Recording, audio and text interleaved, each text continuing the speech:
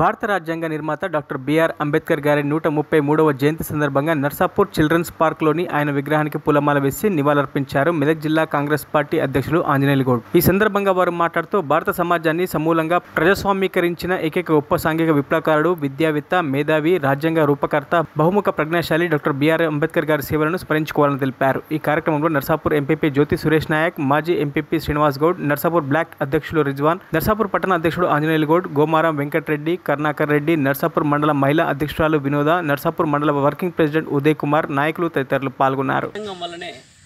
చెప్పక తప్పదు. ప్రపంచంలోనే ప్రజాస్వామ్య వ్యవస్థలో భారతదేశానికి ఉన్న ప్రాముఖ్యత చాటి చెప్పిన మహనీయుడు బాబాసాహెబ్ అంబేద్కర్ గారు. వారి ఆశయ సిద్ధి ఈ దేశంలో ఇది ఇంకా 1000 తరాలకు అందించే విధంగా రాజ్యాంగం రాసినారంటే వారి ముందు చూపు, వారి ఆలోచన విధానం ఈ ప్రపంచవ్యాప్తంగా వారి ఆశయాలను కొనసాగించడానికి ఎంతోమంది వారి అడుగుదాడుల్లో నడవడం జరుగుతుంది. అందుకోసానికే రాబో తరాల వారు బాబాసాహెబ్ అంబేద్కర్ ఆశయాల పట్ల, అలా రాజ్యాంగం పట్ల అవగాహన కల్పించాల్సిన అవసరం ఉంది. ఈరోజు కులాల పేరుతో, మతాల పేరుతో, ప్రాంతాల పేరుతో చేస్తున్న వారికి ఒకటే సూచన, ఈ ప్రజాస్వామ్య విలువలు కాపాడాలంటే డాక్టర్ బిఆర్ అంబేద్కర్ రచించిన రాజ్యాంగాన్ని గౌరవించాల్సిన అవసరం ఉంది.